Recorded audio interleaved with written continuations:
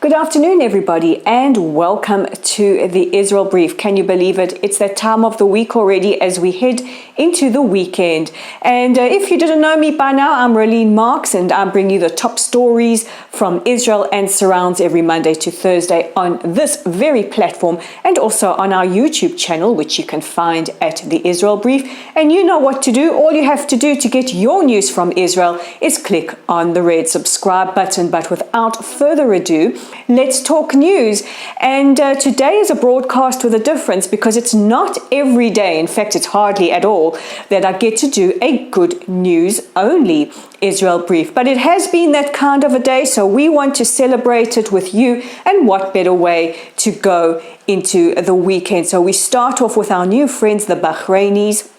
And earlier today, Israel's Minister of Tourism and the Bahraini Minister of Tourism signed a historical memorandum of understanding to increase tourism cooperation between the two countries.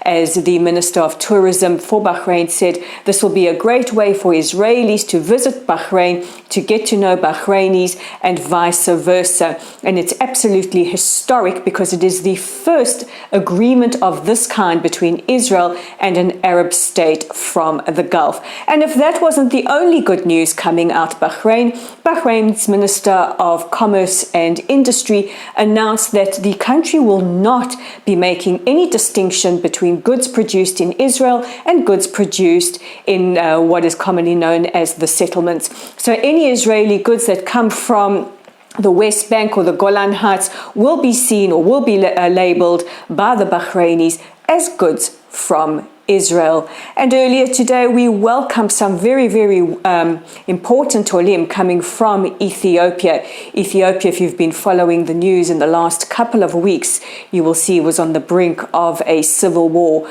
But today, we welcomed 316 Ethiopian Jews making aliyah from Ethiopia, coming home to Israel, accompanied by a minister of Knesset or member of Knesset, Peninnah Tamato-Shata. She's also of Ethiopian origin, and it was a real moment of pride for her. And it is referred to as Operation Rock, and this is the intention to bring home at least 2,000 Ethiopians from the African state into Israel. And if it doesn't get better than that, our Foreign Minister Gabi Ashkenazi phoned his Czech counterpart today to thank him for the announcement that the Czech Republic will be following Hungary and various others in opening a diplomatic mission in Jerusalem, in Israel's capital. This has been spoken about over the last year or so, but last night it was made official and the documents were signed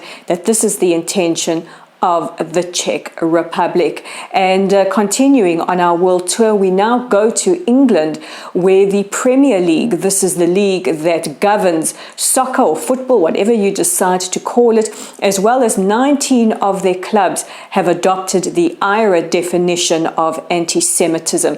That's the International Holocaust Remembrance Alliance's definition of anti-Semitism, which is extremely important because it goes a long way to preventing some of the rhetoric that we often hear that is couched in maybe criticism of Israel or anti-Zionism. Now, we're not saying that to criticize Israel's policies are anti-Semitic, far from it. It is the Israeli national sport.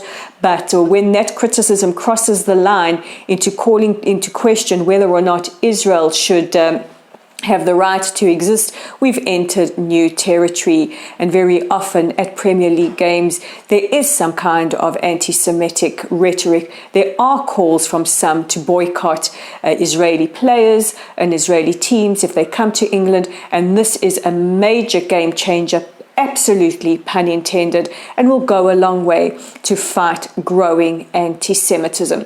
So those are your good news headlines, and what a way to end the week. And we know that you are looking for something to do this weekend, as many of us are in lockdown around the world.